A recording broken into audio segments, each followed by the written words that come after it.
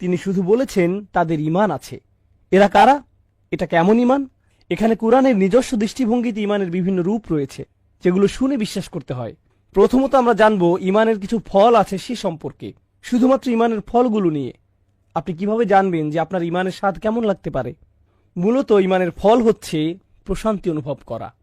এর অন্তর হলো প্রশান্তি। আমরা পড়েছি যে মানুষ ক্ষতির মধ্যে ডুবে আছে। মানুষের কি কি ধরনের ক্ষতি হতে পারে? স্বাস্থ্যের ক্ষতি, সম্পদের ক্ষতি, প্রিয়জনকে হারানো, তাই না? এই দুনিয়ায় এই জাতীয় ক্ষতি মানুষ সম্মুখীন হয়, অস্বস্তি লাগা। কিন্তু আপনার যদি ঈমান থাকে, তখন আপনি জানেন যে এই দুনিয়াটা চিরস্থায়ী নয়, এই দুনিয়াটা হলো ক্ষণস্থায়ী। আর আল্লাহ তাআলা আখিরাতে যা রেখেছেন তার তুলনায় এই দুনিয়াটা কিছুই না। মাতাউদ দুনিয়া ফিল আখিরাতি ইল্লা কলিল। না, আসলে হায়াতুদ দুনিয়া, এটা হবে মাতাউল হায়াতুদ দুনিয়া ফিল আখিরাতি ইল্লা কলিল। এটা সূরা তাওবায় আছে। তিনি বলেন এই দুনিয়ায় কি এমন আছে আখিরাতের তুলনায় এর কার্যকারিতা কতটুকু? খুবই সামান্য। আপনি যদি সত্যি সত্যি এটা বিশ্বাস করেন, আপনার যদি এতে ঈমান থাকে, আপনার যদি ফামা উতিতুম মিন শাইইন ফামাতাউল হায়াতুদ দুনিয়া এতে ঈমান থাকে, আপনাকে যাই দেয়া হোক না কেন সেটা দুনিয়াবি জিনিস। এই আয়াতটিতে আল্লাহ বলেন তোমার যা আছে, না, তোমাকে যা দেয়া হয়েছে, ফামা উতিতুম, তোমাকে যা দেয়া হয়েছে। আপনাকে যখন কোনো কিছু দেয়া হয় যা আসলে আপনার নিজের নয়, এটা আসলে যে আপনাকে এটা দিয়েছে তার। সুতরাং যখন এটা আপনার কাছ থেকে নিয়ে নেওয়া হয়, আপনি বলেন আসলে এটা তো আমার শুরু থেকেই ছিল না, কারণ তিনি আমাকে এটা দিয়েছিলেন, তার এটা নিয়ে নেওয়ার অধিকার আছে। যখন এটা আপনার নিজের আর সেটা হারিয়ে ফেলেন, আপনি বলেন ভাই, আমি বিশ্বাস করতে পারছি না যে আমি আমার টাকা হারিয়ে ফেলেছি, আমার বাড়ি, আমার গাড়ি, আমার বাচ্চা, আমার স্ত্রী। কিন্তু যদি আপনি অনুধাবন করতে পারেন এই সবই আপনাকে দেয়া হয়েছিল, এগুলো সবই আপনাকে দেয়া নিয়ামত, যখন এগুলো আপনার কাছ থেকে নিয়ে নেওয়া হয়, এমনকি যখন আমাদেরকেই নিয়ে নেওয়া হয়, আমরা কি বলি? আমরা বলি ইন্না লিল্লাহি ওয়া ইন্না ইলাইহি রাজিউন। নিশ্চয়ই আমরা আল্লাহর। আমরা কিভাবে নিজেদের বলে দাবি করি, যেখানে আমরা নিজেরাই আল্লাহর? আমরা নিজেরাই তার কাছে ফিরে যাব। বিশ্বাসীদের মনোভাব পরিবর্তিত হয়। আমি আপনাদের ঈমানের কেবল ছোট একটি দিক তুলে ধরেছি, কারণ আমরা বলেছি ঈমানের বেশ কয়েকটি দিক আছে। হয়তো সামনে আমরা সেগুলো নিয়ে আলোচনা করব, কিন্তু অন্তত ঈমানের ফলগুলো নিয়ে আমি আলোচনা করতে চাই। প্রথম ফল হচ্ছে প্রশান্তি। আপনি আপনার স্ত্রীর সাথে প্রশান্তি অনুভব করেন। আপনি গরিব হন বা ধনী, আপনি অসুস্থ হন বা স্বাস্থ্যবান, আপনি তরুণ হন বা বয়স্ক, আপনার যদি ঈমান থাকে আপনার প্রশান্তি থাকবে। আপনি নিজের সাথে প্রশান্তি অনুভব করবেন, আপনি আল্লাহর সাথে প্রশান্তি অনুভব করবেন। আর বলে রাখি, বেশিরভাগ মানুষই এটা উপভোগ করে না। বেশিরভাগ মানুষই শান্তিতে নেই, এরা শান্তি খুঁজে বেড়ায়। আপনি কি মনে করেন যে মানুষ কেন একটা মুভি দেখা শেষ করে সাথে সাথে আরেকটা নিয়ে বসে? তারা প্রশান্তি পেতে চায়, আনন্দ, মজা। তাদের অন্তরটা একটু শান্তি পেতে চায়। কেন তারা একটা গাড়ি কিনে আরেকটার পেছনে ছোটে, একটা বাড়ি কিনে আরেকটার পেছনে ছোটে? আমরা এমন কেন করি? কারণ আমাদের অন্তর শান্ত নয়। কিন্তু আল্লাহ বলেন আলা বিযিকরিল্লাহি তাতমাইন্নাল কুলুব। আল্লাহর স্মরণের মাধ্যমেই অন্তরগুলো প্রশান্ত হয়, শান্ত হয়। এটাই হলো ঈমানের আসল ফল। আর যখন আপনার এটা আছে, আপনার কোনো ক্ষতি নেই, কোনো ক্ষতিই ক্ষতি নয়। আরেকটি বাস্তব জীবনের উদাহরণ দিচ্ছি, এরপর আমরা সামনে আগাবো ইনশাআল্লাহ তাআলা। যে ঘটনাটি বলছি এটা আমার একটা বন্ধুর ঘটনা। সে নিউ অরলিন্সে থাকে। আমার এই বন্ধুটির বড় একটা গাড়ির ব্যবসা ছিল। তার দোকানে বেশ দামি গাড়ি ছিল। সে মুসলিম পরিবারের। তার এই সকল গাড়ির জন্য সে নগদ টাকা নিত। ব্যাংকের ঝামেলায় সে পড়তে চায়নি। জার্মান গাড়ি, দামি জাপানি গাড়ি। তার দোকানটা পাম গাছে ঘেরা খুব সুন্দর একটা জায়গায় ছিল। প্রতি মাসে সে লক্ষ লক্ষ টাকার গাড়ি বিক্রি করত। ব্যবসা ভালোই চলছিল। এরপর ক্যাটরিনা ঝড় আসলো। ঝড়ে পুরো ব্যবসা পানিতে তলিয়ে গেল। একটা মাত্র গাড়ি বেঁচেছিল, সম্ভবত LS 400, উন্নত লেক্সাস।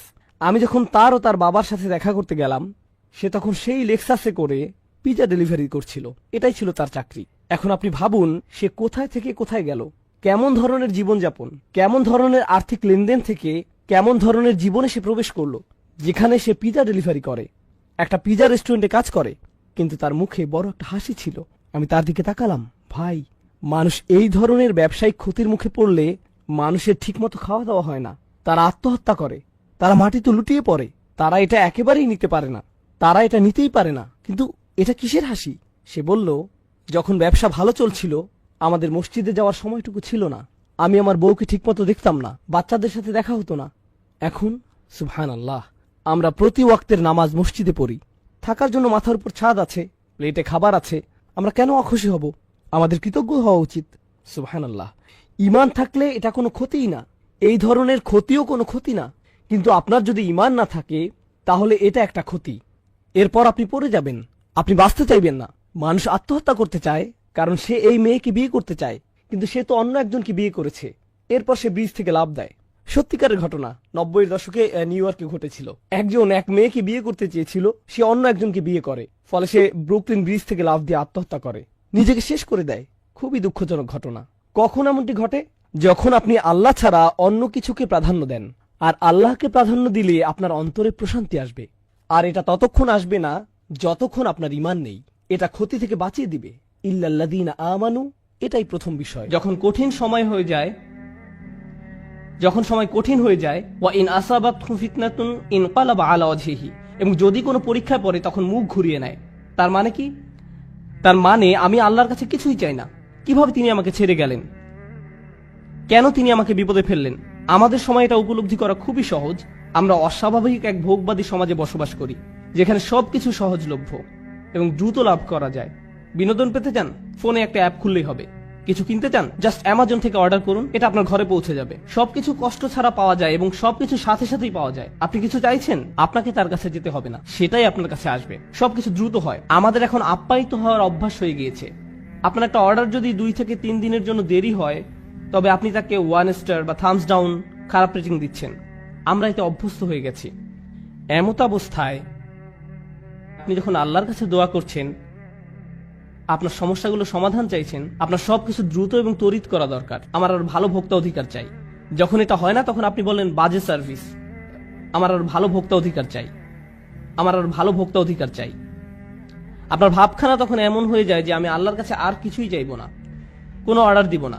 আপনি এখন ক্রেতার মতো সুবিধা পেতে চান, আর আপনি আল্লাহর কাছ থেকে মুখ ফিরিয়ে নেন এবং বলেন তিনি আমার কথা শুনছেন না, আমার সমস্যার সমাধান করছেন না। বুঝতে চেষ্টা করুন যে সবার জন্য আল্লাহর পরিকল্পনা রয়েছে। দুটো উদাহরণ দিচ্ছি। ইয়াকুব আলাইহিসসালামের ক্ষেত্রে দেখুন, তিনি তার ছেলে ইউসুফ আলাইহিসসালামকে হারিয়ে ফেলেন। আল্লাহ বহু বছর পর সেই সন্তানকে তার কাছে ফিরিয়ে দেন। আবার মুসা আলাইহিসসালামের ক্ষেত্রে, মুসা আলাইহিসসালামের মা তার সন্তান হারিয়েছিলেন, কিন্তু কয়েক ঘন্টার ব্যবধানে আল্লাহ সে বাচ্চাটাকে ফেরত দেন।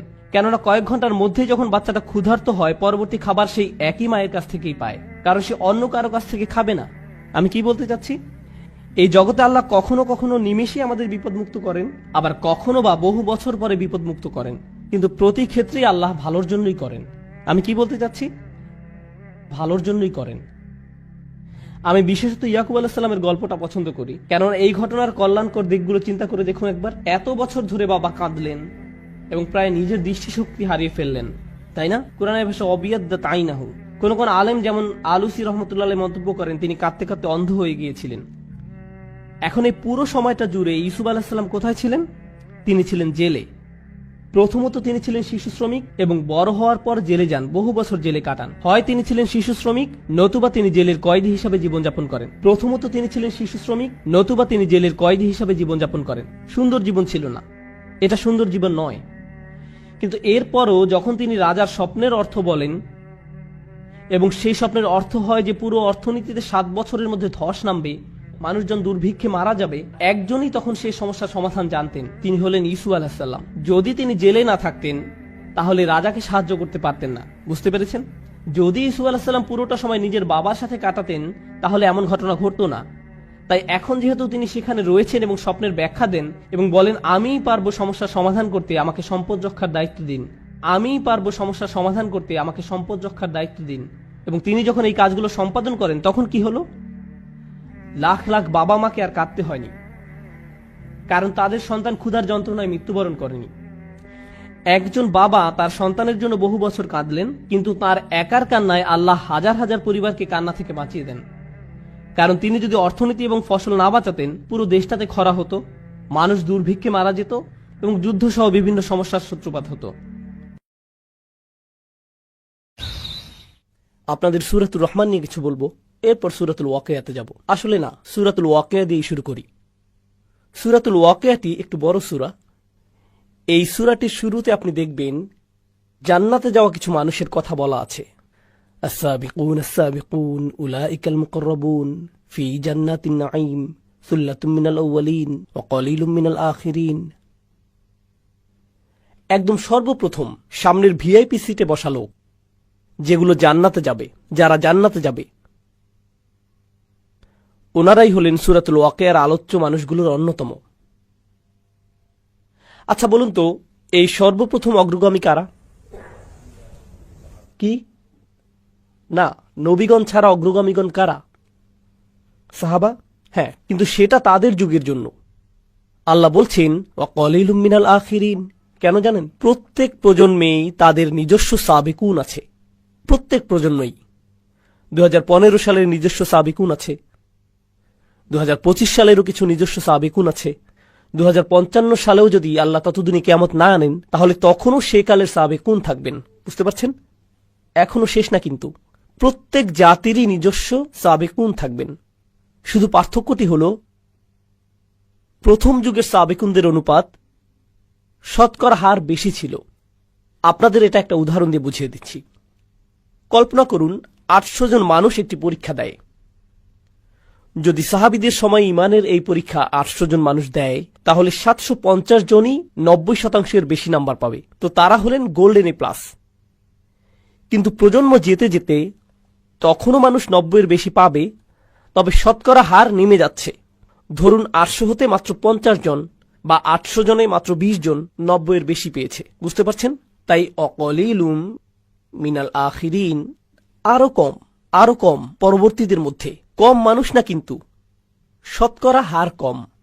সাহাবিগণের সময়ে এ প্লাসের হার বেশি, তাই সামগ্রিক গুণ অনেক অনেক বেশি। আমাদের প্রতিযোগিতা কম, তাই সামগ্রিক গুণ অনেক কম।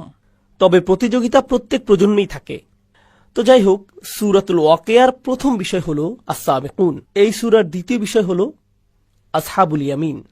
মা আসহাবুল ইয়ামিন ফাআসহাবুল মাইমানাতি মা আসহাবুল মাইমানা। ডান পাশের মানুষজন। আর সাবিকুনদের সাথে ডান পাশের মানুষজনের পার্থক্য কি? সাবিকুনদের বলতে পারবেন সংরক্ষিত, এক্সক্লুসিভ। আর ডান পাশের যেই মানুষজন হলেন বাকি আমরা সকলে, জান্নাতের ইকোনমি ক্লাস। আল্লাহ আমাদের সাবিকুনদের অন্তর্ভুক্ত করে দিন।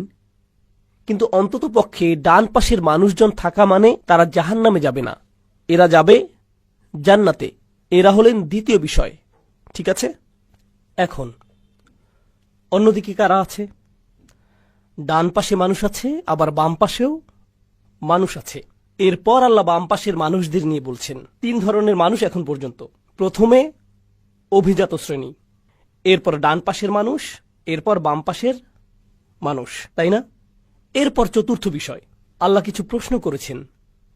আফারাআইতুম মা তুমনুন, আফারাআইতুম মা তাহরুসুন, আফারাআইতুমুল মা আল্লাযী তাশরাবুন, আফারাআইতুমুন নার আল্লাতী তুরুন। তিনি সব অদ্ভুত প্রশ্ন করেছেন। তোমরা কি বাচ্চা সৃষ্টি করো নাকি আমরা বাচ্চা সৃষ্টি করি? তোমরা ফসল ফলাও নাকি আমরা ফসল ফলাই? তোমরা আগুন জ্বালাও নাকি আমরা আগুন জ্বালাই? তোমরা আকাশ থেকে পানি নামাও নাকি আমরা আকাশ থেকে পানি নামাই? মানে আল্লাহ মানুষকে আল্লাহ যা সৃষ্টি করেন সেই বিষয়ে চিন্তা করতে বলছেন। মানে আল্লাহ যে সৃষ্টি করেন তা, তোমরা কিছুই সৃষ্টি করো না, আল্লাহই সবকিছু সৃষ্টি করেন। তোমাদের কোনো সৃষ্টিশীলতা নেই। এই যে আল্লাহর সৃষ্টিকে চতুর্থ প্রকার বিষয় হিসেবে বলা হচ্ছে 4টি। এখন পর্যন্ত কতগুলো বিষয় আমাকে ক্রমানুসারে বলতে পারবেন? দেখি তো আপনারা এখনো বেঁচে আছেন। প্রথমটি কি ছিল? সাবিকুন, ঠিক। দ্বিতীয়টি আসহাবুল ইয়ামিন। তৃতীয় নাম্বার কি? বাম পাশের মানুষজন। আল্লাহ আমাদের তাদের অন্তর্ভুক্ত না করুন। চতুর্থ নম্বর আল্লাহর সৃষ্টি, শুধুমাত্র আল্লাহই সৃষ্টি করেন। আর পঞ্চম বিষয়টি হল ফালা উকসিমু বিমাওয়াকিআন নুজুম ওয়া ইন্নাহু লাকসামুল লাউ তা'লামুনা আযীম ইন্নাহু লাকুরআনুন কারীম ফি কিতাবিম মাকনুন লা ইয়ামাসসুহু ইল্লাল মুতাহহারুন তানযীলুম মির রাব্বিল আলামিন। এই বিষয়টি হল কোরআনের বিশেষত্ব, মহিমা সম্পর্কিত, কোরআনের অসাধারণ গুণ সম্পর্কিত। ছোট ব্যাপার না কিন্তু। 5টি বিষয় সূরার শেষটি পুরোটা সংক্ষেপে বলে দেয়, কিন্তু এগুলোই প্রধান 5টি বিষয়। সূরাতুর রহমান আমরা পড়ার চেষ্টা করছি, তাই না? সূরাটির প্রথম বিষয় কি আমাকে বলুন তো? আর রহমান ও আল্লামাল কুরআন। প্রথম বিষয়টি কি? কুরআন। সূরাতুল ওয়াকিয়াতে কোরআন কি একটি বিষয় ছিল? ছিল। কোথায়? বিষয় নাম্বার 5। তাহলে সূরা রহমানে এটা প্রথম বিষয় আর সূরা ওয়াকিয়াতে এটা পঞ্চম বিষয়। ওকে, সূরাতুর রহমানের দ্বিতীয় বিষয় হলো আল্লাহর সৃষ্টিরা। والشمس والقمر بحسبان والنجم والشجر يسجدان والسماء رفعها ووضع الميزان। তাহলে দ্বিতীয় বিষয় কি? আল্লাহর সৃষ্টি। সূরাতুল ওয়াকিয়ার চতুর্থ বিষয় কোনটি ছিল? আল্লাহর সৃষ্টি। সূরাতুর রহমানের তৃতীয় বিষয় হলো বিচার দিবস। কিভাবে পাপীরা বিপদে পড়বে আর জাহান্নামে চলে যাবে। বিচার দিবস আর জাহান্নামের আগুন হলো সূরাতুর রহমানের ৩ নম্বর বিষয়। সূরাতুল ওয়াকিয়াতে ৩ নম্বর বিষয় কি ছিল? বাম দিকের মানুষ যারা বিচার দিবসে দাঁড়িয়ে শেষমেশ জাহান্নামে নিক্ষিপ্ত হবে। সম্পর্কটা দেখতে পাচ্ছেন? সূরাতুর রহমানের চতুর্থ বিষয় হলো জান্নাত। ওয়ালিমান খাফা মাকামা রাব্বিহি জান্নাতান। আর যে তার রবের সামনে দাঁড়াতে ভয় করে তার জন্য থাকবে 2টি জান্নাত। আচ্ছা, অন্তত আপনি আল্লাহকে ভয় করেছেন। আপনি সবচাইতে ভালো ছিলেন না, ঠিক আছে, তবে অন্তত তাকে ভয় তো করেছেন। সূরাতুল ওয়াকিয়াতে দ্বিতীয় বিষয় কোনটি ছিল বলুন তো এবার? ডান পাশের মানুষজন অন্তত আল্লাহকে ভয় তো করেছে, তাই তারা জান্নাতে চলে যাবে। সূরাতুর রহমানের শেষ বিষয় হল অসাধারণ সুপার স্পেশাল ডিলাক্স প্যাকেজের জান্নাত। ইখতিলাফ নিয়ে পরে বলছি, আপাতত সহজ করে বলি, এটা হচ্ছে সবচাইতে সুন্দর। ওয়ামিন দুনিহিমা জান্নাতান, অন্য একটি জান্নাত, আলাদা স্পেশাল জান্নাত। এর মধ্যে আরো অসাধারণ জিনিসপত্র আছে। তো একটা জান্নাত আবার অন্য এক প্রকার জান্নাত, এটাই হলো শেষ বিষয়, স্পেশাল জান্নাত। সূরাতুল ওয়াকিয়ার প্রথম বিষয় কি ছিল? সাবিকুন সাবিকুন কোথায় যাবে? জান্নাতের সেই স্পেশাল জায়গায়। সূরাতুর রহমানের 5টি বিষয় আর সূরাতুল ওয়াকিয়ার 5টি বিষয়। 1 2 3 4 5, 5 4 3 2 1, আয়নার মতো। কুরআন অবিশ্বাস্য রকমের গোছানো। আমরা এখনো সূরাটি শুরু করতে পারিনি, আমরা শুধু পরিবেশটা বুঝতে চেষ্টা করছি। এটা শুধু স্থানটি চেনা, এটা জরুরি, কারণ এর মাঝে আপনি কোরআনের সৌন্দর্য বুঝতে পারবেন, কত গোছানো তা দেখতে পাবেন। আমি জানি না আপনারা মুসলিম বিশ্বে এমনটা দেখেন কিনা, কিন্তু আমি আমেরিকাতে বেড়ে উঠতে গিয়ে কোরআনের ব্যাপারে প্রথম শুধু সমালোচনাই দেখতাম। কলেজে গিয়ে আমি কোরআনের কোনো প্রশংসা শুনিনি, সমালোচনাই হতো। শুধু যে এটার বিষয় তারা অবিশ্বাস করে এরকম না, বরং এর বিন্যাস নিয়েও সমালোচনা করত। এটা নাকি অগোছালো, নির্দিষ্ট গঠন নেই, এসব বলতো। আমি বলতাম, কি বাজে কথা যত সব, সবচাইতে অবিশ্বাস্য গঠন তো এখানেই। তোমরা মনোযোগ দাও না, এজন্য দেখতে পাও না, তাই দেখতেও পাও না, কারণ আল্লাহ এর দরজা অমনোযোগীদের জন্য খুলে ধরেন না, খোলেন না তিনি। আফালা ইয়াতাদাব্বারুনাল কুরআন ওয়ালাউ কানা মিন ইনদি গায়রিল্লাহ লাওয়াজাদা ফীহি ইখতিলাফান কাসীরা।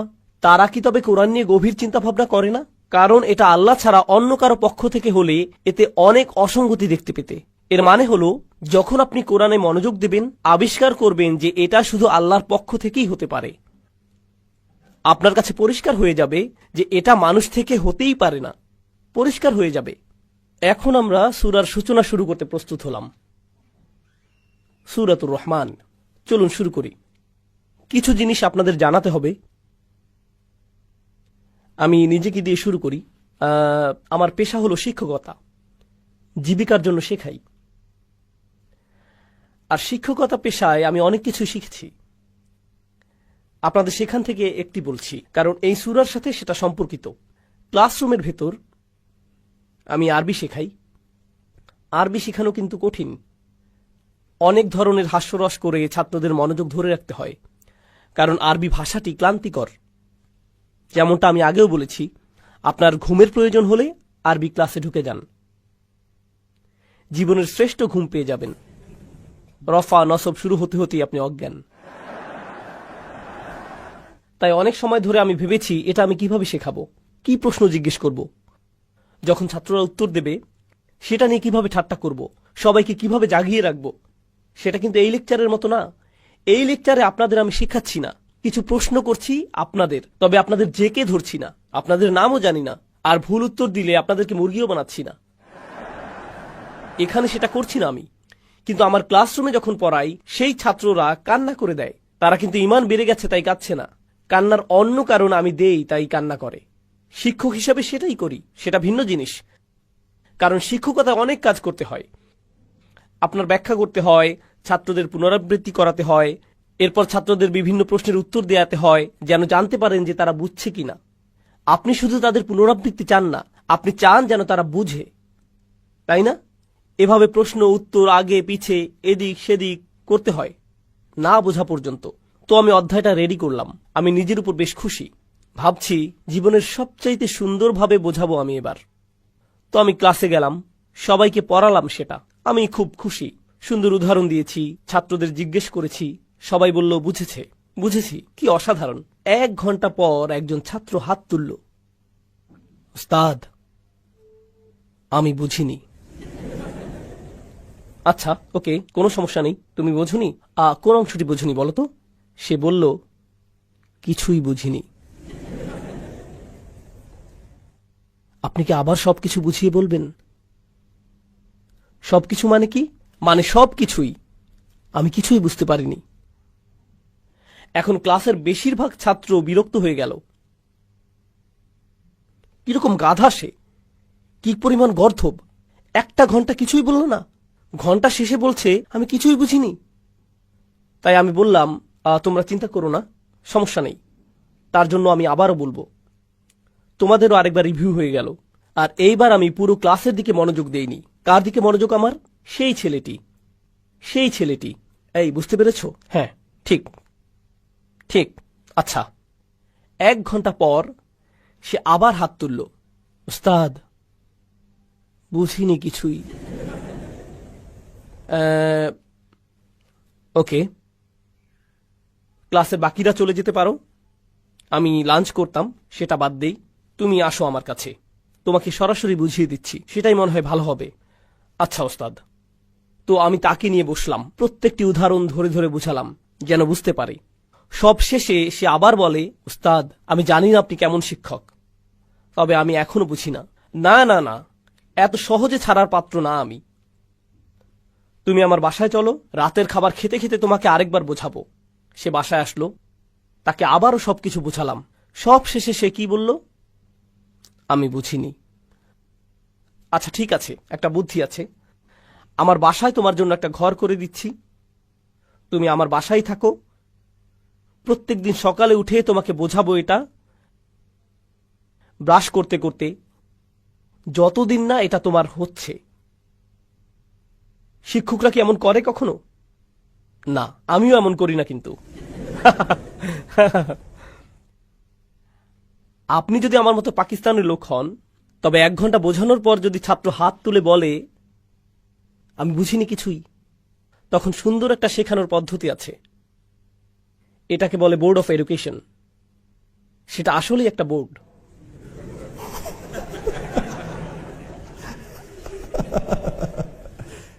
এখন বুঝেছিস? হ্যাঁ একদম বুঝে ফেলেছি, এখন বুঝবে বুঝবে। শিক্ষকরা এত ধৈর্যশীল না, কতবারই আর বোঝাবেন? বলবেন এত গাধা কেন তুমি, বুঝো না কেন তুমি, তোমার মাথা কাজ করে না কেন, কি সমস্যা তোমার? এটা আমার দোষ না, এটা ছাত্রের দোষ, তাই না? দেখুন, কিন্তু কোরআনের বার্তা, কোরআনের মূল বার্তাটি কিন্তু একদম সোজা, একদম সহজ। আপনি যদি কোরআনের মূল বার্তা সংক্ষেপে লিখতে বলেন, সেটা আমি অর্ধেক কাগজেই লিখতে পারবো, পুরোটাও লাগবে না। কোরআনের বিষয়গুলো কি কি? শুধুমাত্র এক স্রষ্টা, আখিরাত আছে, আগের জাতিগুলো তাদের নবীদের কথা মানেননি, কিছু কাজ আছে হারাম, খুব বেশি কিছু না, কিন্তু সোজা সাপটা, জটিল কিছু না। কুরাইশরা কতদিন যাবৎ কোরআন শিখছে? 1 যুগের বেশি, তাই না? মক্কি কোরআনের কি পুনরাবৃত্তি আছে? আল্লাহ কি বারবার বলেছেন জাতিদের ব্যাপারে? আল্লাহ কি নিজের একত্ব নিয়ে বারবার বলেছেন? ইবাদতের একত্বতা নিয়ে? আল্লাহ কি নবীদের উপর ঈমান আনা নিয়ে পুনরাবৃত্তি করেছেন? আল্লাহ কি হালাল হারাম নিয়ে পুনরাবৃত্তি করেননি? তিনি কি অভাবীদের খেয়াল করা, অন্যদের ক্ষতি না করা নিয়ে পুনরাবৃত্তি করেননি? তিনি এই সব পুনরাবৃত্তি করছেন বারবার। যে কোনো ভালো শিক্ষক শেখানোর জন্য কি করে? সে কি করে? বারবার বলে আল্লাহ করেছেন। আর তাও শুধু 1 ঘন্টা না, 2 ঘন্টা না, 1 মাস না, 2 মাসও না, কতদিন? এক যুগেরও বেশি সময় যাবত। তাছাড়া কোরআন কিন্তু একটা পাঠ্যক্রম, কোরআন হলো পাঠ্যসূচি, কিন্তু একটা ভালো পাঠ্যক্রম, ভালো বই যথেষ্ট না, আপনার খুব ভালো একজন শিক্ষকও লাগবে। কখনো আপনার কাছে খুব ভালো একটা বই থাকলেও শিক্ষক হয় জঘন্য, তখন কেউ কিছুই শেখে না। তাই আল্লাহ শুধু শ্রেষ্ঠ বইটিই দেননি, তিনি বিশ্ব মানবতাকে সর্বশ্রেষ্ঠ কি দিয়েছেন? শিক্ষক। আর ভালো শিক্ষকের উচিত ছাত্রদের সাথে ধৈর্য ধরা। তারা না শুনলেও তিনি ধৈর্য ধরেন। তিনি কি ভালো শিক্ষক? যত্নশীল শিক্ষক তিনি। বলেন কি সাল্লাল্লাহু আলাইহি সাল্লাম। আর এই ছাত্ররা, কুরাইশরা, একদম সহজ জিনিস শুনেও বলে কিছুই বুঝিনি। তারপর তিনি আবারও ব্যাখ্যা করেন, ওয়াকাযালিকা নুসাররিফুল আয়াত, আমরা আয়াত বারবার বদলে দেই। এভাবে যদি না বুঝতে পারো তাহলে এভাবে বুঝবে, ওভাবে যদি না বুঝো তাহলে আসো ওইভাবে বোঝাই, এরপর ওইভাবে বোঝাই, তারপর সেইভাবে। ইয়াদরিবুল্লাহু আমসালা লিন্নাস, আল্লাহ প্রত্যেক মানুষের সহজতার জন্য অনেক উদাহরণ দিয়েছেন, কারণ প্রত্যেক ছাত্র প্রত্যেক উদাহরণ হয়তো বুঝবে না। তাই আল্লাহ একটা উদাহরণ দেন, সেটা না বুঝলে কি করেন? আরেকটা দেন, এরপর আরেকটা, এরপর আরেকটা।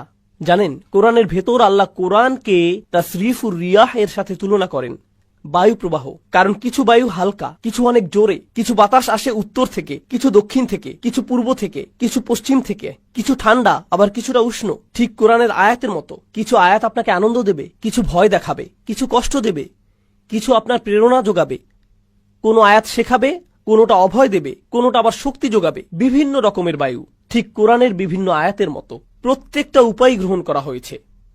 তাছাড়া কিছু ছাত্র গর্দভ হয়, আমি জানি, মনোযোগই দেয় না।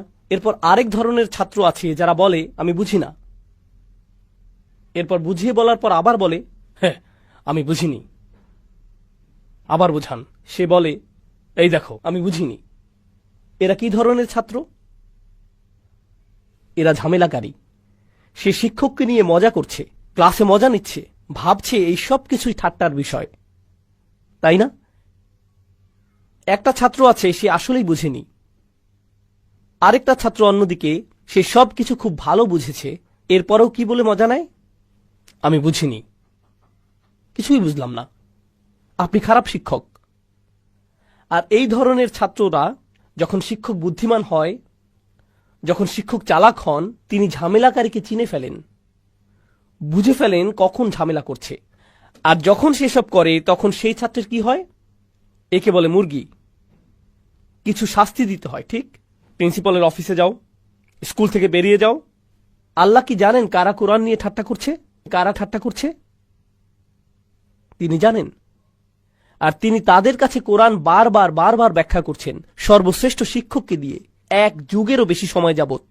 শিক্ষক হিসেবে তবে আল্লাহর কি রাগ করার অধিকার আছে? অবশ্যই আছে। সেই ছাত্রগুলো কি শাস্তি পাওয়ার যোগ্য? অবশ্যই। কিন্তু আল্লাহ কি শাস্তি দিচ্ছেন তাদের? না, কারণ আল্লাহ অন্য কোন শিক্ষকের মতো নন। তিনি যে কোনো শিক্ষক নন, তিনি আর রহমান, আল্লামাল কুরআন। লাউ কানা দুনা রহমান, রহমান ছাড়া অন্য কেউ যদি হতো কোরআন শেখাচ্ছে, তাহলে বাঁচতে পারত না। বরং আমি অনেক সময় বলি, অনেক সময় যখন এসব ক্লাসগুলো নেই, তখন অডিয়েন্সে বসা কেউ কেউ হাফেজও থাকেন, এমন শিক্ষকও থাকেন যারা বাচ্চাদের কোরআন হিফজ করান।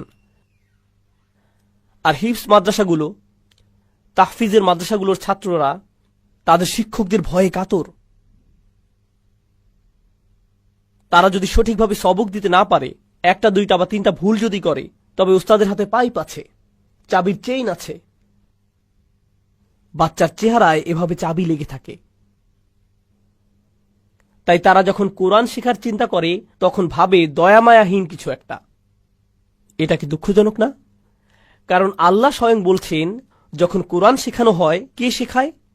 তিনি কিন্তু বলেননি আল জব্বার আল্লামাল কুরআন, তিনি বলছেন আর রহমান আল্লামাল কুরআন। আমরাই যখন কোরআন শেখাই, তখন আমি শুধু রাসূলুল্লাহ সাল্লাল্লাহু আলাইহি সাল্লামের সুন্নাহ পরিপূর্ণ করছি না, বরং আমরা স্বয়ং আল্লাহর সুন্নাহ পূরণ করছি। আল্লাহ নিজেই কোরআন শিখিয়েছেন, আমাদেরকে সেটাই নকল করতে হবে। যেমন রসুলের সুন্নাহ নকল করতে হবে সাল্লাল্লাহু আলাইহি সাল্লাম, আল্লাহর সুন্নাহও আমাদের মানতে হবে। যখন কোরআন শেখাবো আরো বেশি দয়াবান হতে হবে। বুঝতে পারছেন? আমাদেরকে আরো দয়া দেখাতে হবে। আল্লাহ যদি কুরাইশদের প্রতি দয়া দেখাতে পারেন, তবে আপনি ছোট বাচ্চাদের সাথেও সেটা পারবেন। সেটা আরো সহজ।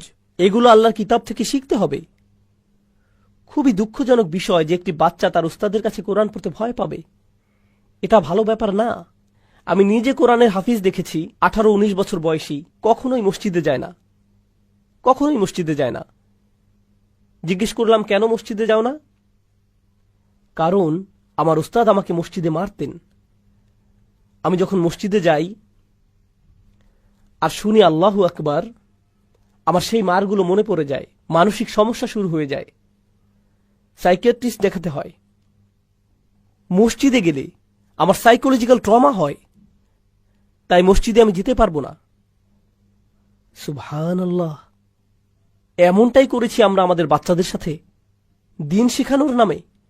আমি জানি না এটা কোন দিন, তবে সেটা ইসলাম নয়। আমি জানি না তাদের কি শিখিয়েছেন, তবে কোরআন তাদেরকে শেখাননি। এভাবে কোরআন শেখায় না। কোরআন ভালোবাসা দিয়ে শেখাতে হয়।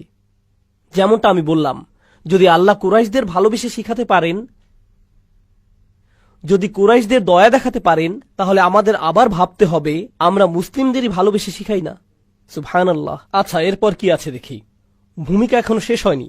ভূমিকা নিয়ে অনেক কথা বলার আছে। আর রহমান অর্থ কি কেউ জানেন?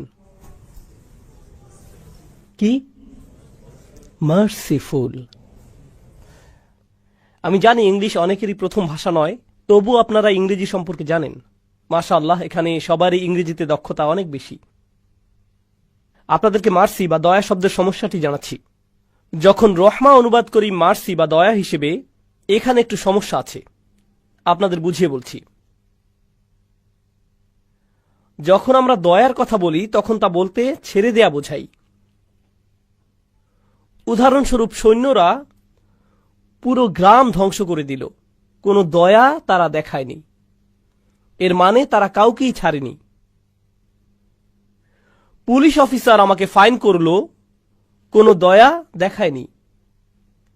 আমি বিচারকের কাছে দয়া ভিক্ষা চাইলাম। আমি আমার শিক্ষকের কাছে দয়া ভিক্ষা চাইলাম। আমি প্লেট ভাঙার পর আম্মার কাছে দয়া ভিক্ষা চাইলাম। দয়া ভিক্ষা চাওয়া মানে আমাকে শাস্তি দেবেন না বলা। বুঝতে পারছেন? বাংলা ভাষায় যখন দয়া শব্দটি ব্যবহার হয়, তখন শাস্তির কথাই মাথায় আসে, তখন শাস্তির চিন্তাই মাথায় আসে, যে সেই শাস্তি থেকে মুক্তি হলো। অর্থাৎ আপনার অবচেতন ভাবেই শাস্তির কথা চলে আসে, অর্থাৎ আপনার মনে অবচেতন ভাবেই শাস্তির কথা চলে আসে। সেই শাস্তি থেকে মুক্তি পাওয়াটাই দয়া। এখন এখানে কয়জন আছেন টেক ইন্ডাস্ট্রিতে, টেকনোলজি ইন্ডাস্ট্রি, প্রোগ্রামার? আচ্ছা, আপনারা ডিফল্ট বিষয়টা তো বোঝেন। দয়া শব্দের ডিফল্ট পজিশন হল শাস্তি, কিন্তু রহমা শব্দে শাস্তির কোনো বিষয়ই নেই। আপনাকে শাস্তি থেকে মুক্তি দেওয়া হচ্ছে না এখানে যখন রহমা উচ্চারণ করেন। এটা আসেই না একদম। এটাই হলো রহমার বদলে দয়া শব্দ ব্যবহারের সমস্যা। তাহলে রহমা শব্দটি কোত্থেকে আসে? এটা আসে রাহম শব্দ থেকে, যার প্রকৃত অর্থ হলো মায়ের পেট, গর্ভ। রহম হলো মায়ের গর্ভ। যখন অন্তঃসত্ত্বা কোনো মহিলার কথা চিন্তা করেন, তার পেটে একটি বাচ্চা চিন্তা করেন, শাস্তির কথা মনে হয়? তাহলে বলুন তো কি চিন্তা করেন? একজন মহিলা, তার পেটে একটি বাচ্চা, হয়তো 3 মাসের অন্তঃসত্ত্বা বা 5 মাস, 6 মাস, হয়তো পেটের ভেতর বাচ্চাটির লাথি মারার বয়স হয়েছে। যেমন আমার মা বলেছিলেন, আমি নাকি এমন করতাম। আমি মনে হয় টায়ার্ড হয়ে হাত পা বেশি ছোড়াছুড়ি করতাম পেটের ভেতর মধ্যরাতে। তো ভালো, মা তার বাচ্চার ব্যাপারে কি অনুভব করে? সে এখনো বাচ্চাটি দেখেনি, এখনো দেখেনি নিজের সন্তানকে। তার অনুভূতি কি? ভালোবাসা। প্রথম যে শব্দটি মাথায় আসে সেটা কি? ভালোবাসা। দ্বিতীয় যে শব্দটি মনে আসে তা হলো সুরক্ষা। সে টেবিলের কোণাগুলো খেয়াল করে, নিজে নিরাপদ থাকতে চায়, এক পাশে ফিরে শোয়,